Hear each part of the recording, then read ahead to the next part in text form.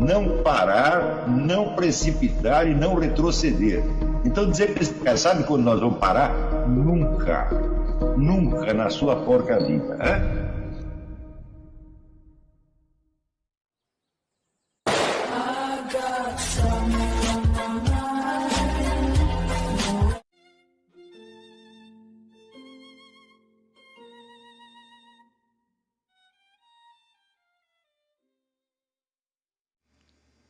E aí pessoal, tranquilo? Então vem aqui antes do vídeo começar, pedir para vocês se inscreverem, quem não for inscrito, compartilhar, curtir, comentar. Quem puder seja membro do canal, que isso ajuda bastante. Tem também o link do Apoia-se. Quem puder ajudar nosso canal e apoiar financeiramente vai ser muito bem-vindo. Mas o mais importante é transmitir o conteúdo e os conhecimentos do professor Olavo de Carvalho para mais e mais brasileiros. Então compartilhe e ajude aí nossa causa. Muito obrigado a todos os membros, apoiadores do canal. Fico muito feliz.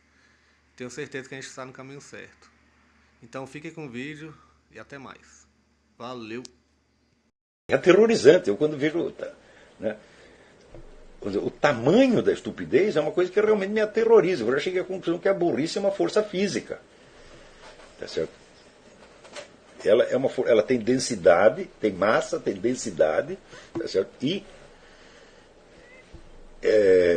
frequentemente as palavras são impotentes contra ela. É como você, né, está tentando fazer com que um muro saia do lugar mediante palavras. Você está, não sai daí, desgraçado. Então, o muro não recebe, nem sequer recebe a sua informação. Então, se nós perguntarmos como aconteceu isto, então nós vamos ter que remontar a uma época em que isso não acontecia. E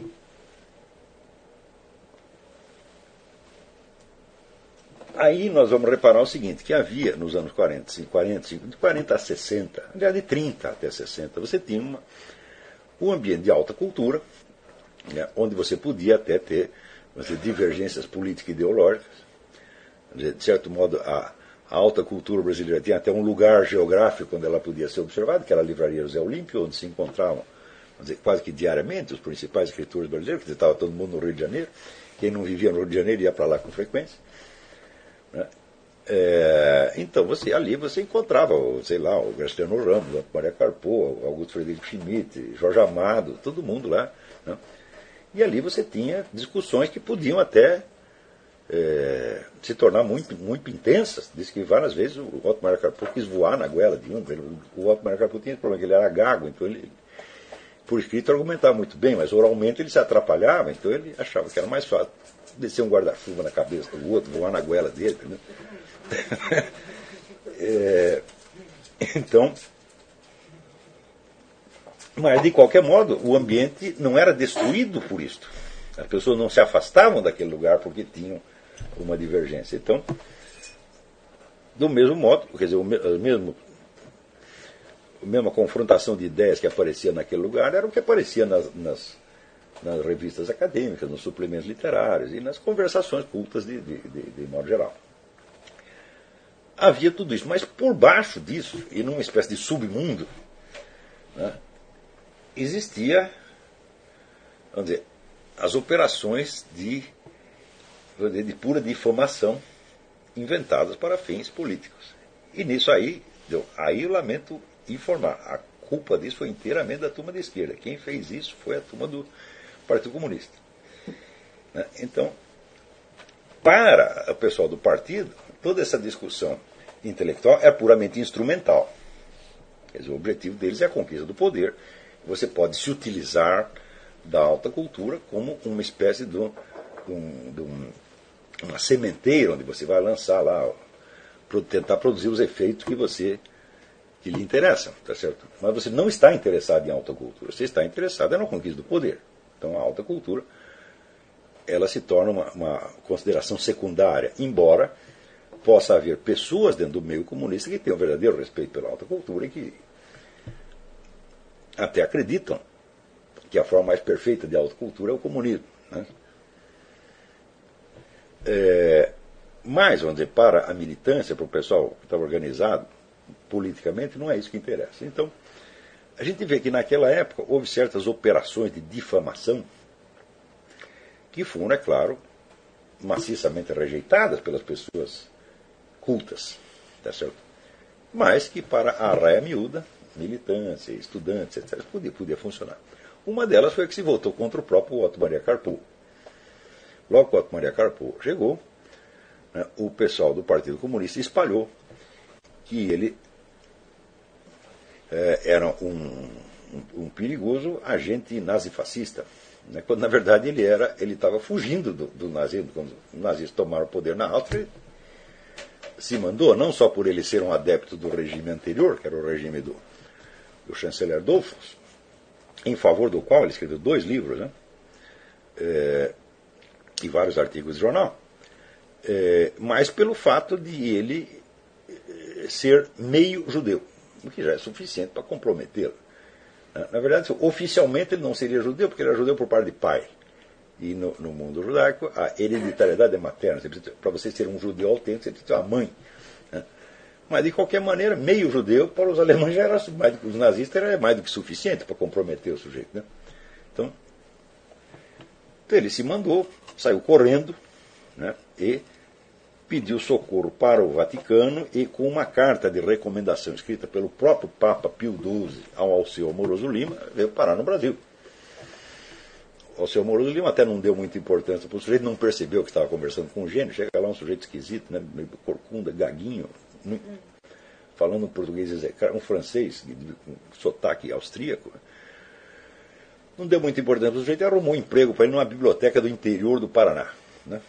Foi um equívoco do qual depois ele se arrependeu muito. Mas o Carpo estava aí nessa condição. Quando ele, através do Álvaro Lins, ele consegue um contato no Correio da Manhã e começa a publicar aqueles artigos formidáveis, os melhores que ele escreveu, os primeiros que ele escreveu aqui, que estão no livro Origens, Fins e Assins do Purgatório, são as melhores coisas que ele fez no Brasil.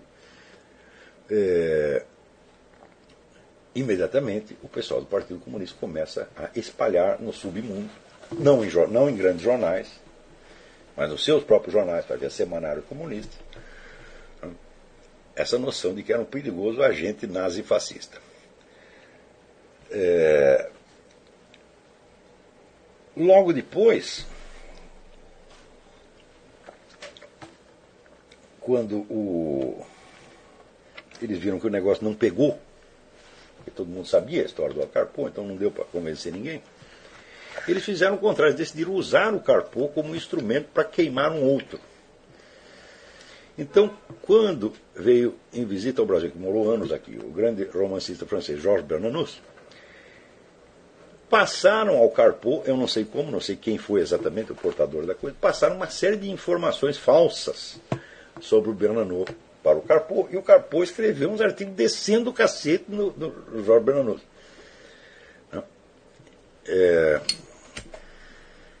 Então você vê que a própria vítima da difamação podia ser usada para difamar um outro, porque esse pessoal está em toda parte e ele sempre tem meios de fazer, né, através de uma pessoa mais tida como mais respeitável, fazer uma falsa informação chegar onde eles quiserem. Esse tipo de procedimento, na época, era considerado totalmente ilegítimo, era considerado um vexame terrível alguém participar de uma coisa dessa. Né? Mais tarde, o próprio pessoal comunista, né, achou abominável essa atitude dos colegas deles da outra geração. E, enfim, a coisa toda ficou tudo limpo depois. Né?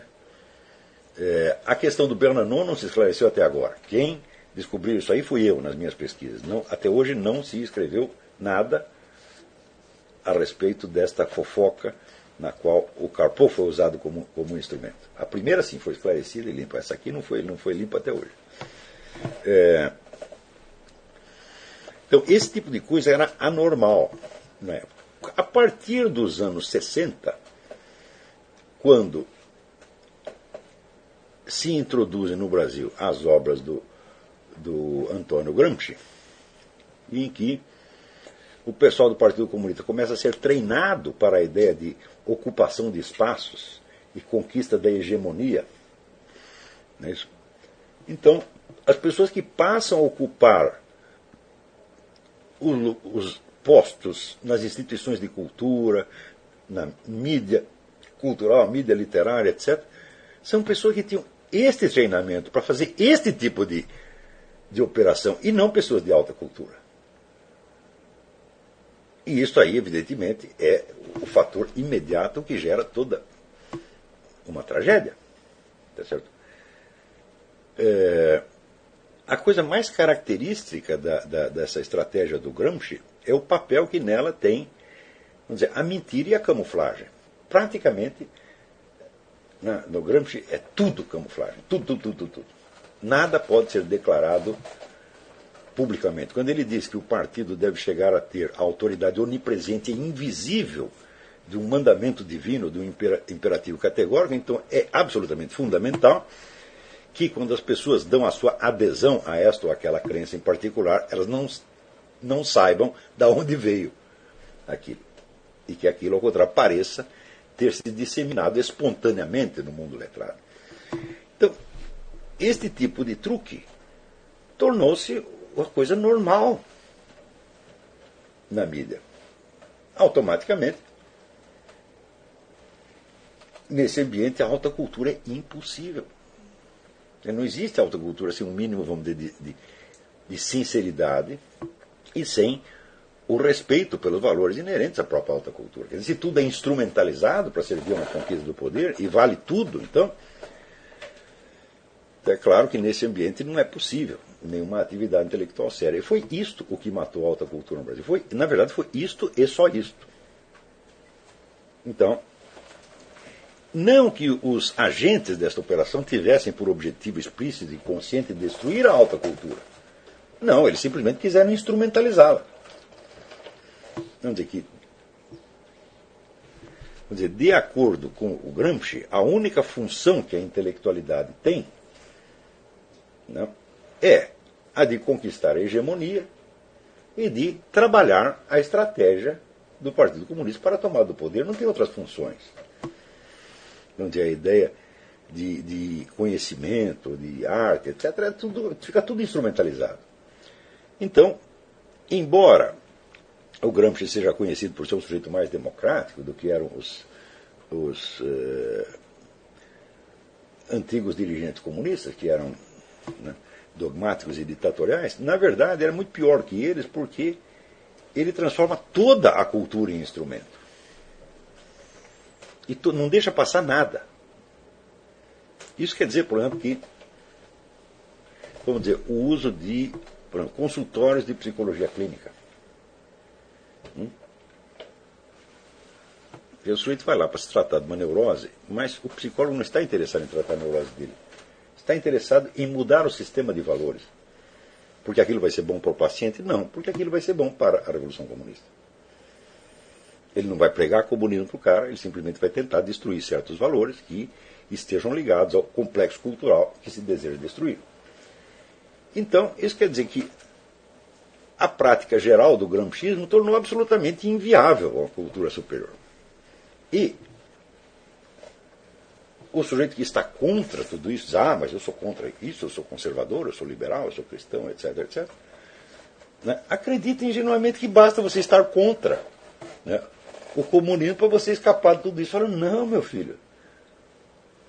Eles não ficaram aí 40 anos pregando o comunismo. Eles ficaram destruindo os meios de cultura superior. Destruindo a própria linguagem, porque se o essencial na operação é a camuflagem, tá certo? Então é claro que a linguagem não pode ser mais usada como um instrumento para fazer que duas pessoas, um emissor e um receptor, percebam a mesma coisa na realidade. A própria figura do emissor e os objetivos do emissor têm que ser camuflados. Então, é claro que é importantíssimo aí transformar a linguagem num instrumento independente capaz de produzir efeito por si mesmo, sem referência à realidade. Então, quer dizer, com isso eles corromperam não só a si próprios e ao pessoal de esquerda, mas corromperam a todos. Quando a gente lê a argumentação desse pessoal liberal, conservador, etc., no Brasil, eu vejo que a maioria, usa a linguagem exatamente como a turma do Gramsci os ensinou a usar. Ou seja, em termos de conteúdo ideológico, eles têm o sinal contrário. Mas a forma, o esquema linguístico, o esquema lógico é o mesmo. E, ora, meus filhos, o conteúdo de uma mensagem pode ser esquecido. Mas a forma, o esquema do raciocínio permanece e tende a ser imitado. É como um programa de computador. Então, na hora que você colocou o programa lá, bom, mesmo que você apague todos os arquivos, né, você põe lá o programa Word, daí você apaga todos os arquivos do Word. Bom, o programa continua lá do mesmo jeito. O cérebro humano funciona igualzinho a isso. Você tem certos esquemas, né, de raciocínio, esquemas de percepção, associações de ideias, etc., que permanecem os mesmos, ainda que você mude, né, o sinal valorativo. Ainda que você ponha tudo que estava com um sinal de mais, você põe um sinal de menos, bom, o esquema continua igual. E o problema é precisamente esse. É isto que destruiu a possibilidade da alta cultura no Brasil. Então, quando eu gasto a minha atenção com pessoas que, até o próprio Emir Sader e outros, né, para não falar os Rodrigo Constantinos e similares, né, o pessoal diz, já que eu estou discutindo ideias políticas com eles, eu não posso discutir ideias políticas com as pessoas, elas não têm nenhuma ideia política. Por exemplo, podia-se discutir uma ideia política, digamos, nos anos 50, né, entre, sei lá, Júlio Mesquita Filho e Álvaro Lins, seria possível, porque eles têm um esquerdista, um direitista, então é possível um confronto de ideia política, e isso acontecia efetivamente.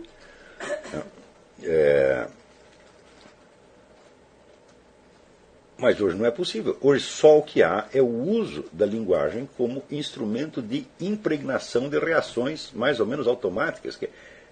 A linguagem funciona hoje na base do reflexo condicionado. Então, é claro que eu não estou interessado nas ideias políticas do seu Rodrigo Constantino ou do seu Emir Sader, etc. Eu estou interessado apenas no modo raciocinante deles para estudar um fenômeno social de natureza endêmica. E é só por isso que se pode prestar atenção numa porcaria dessa. E quando às vezes a gente gasta páginas e páginas para desmontar o raciocínio que a pessoa está fazendo, prestem atenção, gente, eu não estou discutindo com eles. Pode parecer isso, e às vezes até para efeito, vamos dizer, de efeito imediato, a coisa pode tomar a forma aparente de uma discussão, mas notem que o conteúdo do que eles dizem jamais me interessa. Interessa a forma. Por quê? Se nós não recensearmos todo esse conjunto de cacoetes mentais, nós continuaremos vítimas deles. Nós vamos continuar raciocinando exatamente como esse pessoal raciocina, ainda que seja para dizer o contrário do que eles dizem. O fato de que essas mesmas deficiências se observem em pessoas de sinais ideológicos opostos mostra a amplitude do fenômeno. Não é isso? Então, é claro, vamos dizer que eu não vou chegar a escrever a lógica brasiliensis. Por quê? Porque é muita coisa. É como se dizer, toda a linguagem de uma época que teria que ser analisada. Isto tem que ser, vamos dizer, um empreendimento coletivo. Todos vocês têm que prestar atenção nisto. Né? E nós temos que fazer com que a próxima geração não seja contaminada por esta coisa. Nós temos que restaurar o uso saudável da linguagem. E este é um empreendimento no qual todos vocês estão envolvidos pelo simples fato de serem alunos deste curso.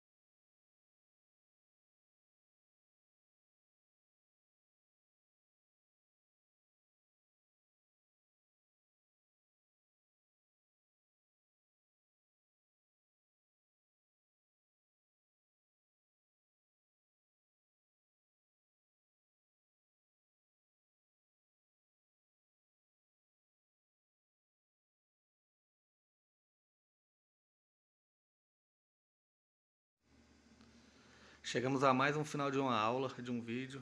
Espero que tenham gostado. Quem não se inscreveu ainda, se inscreva, compartilhe, comente. Ajude o nosso canal, apoie, seja membro.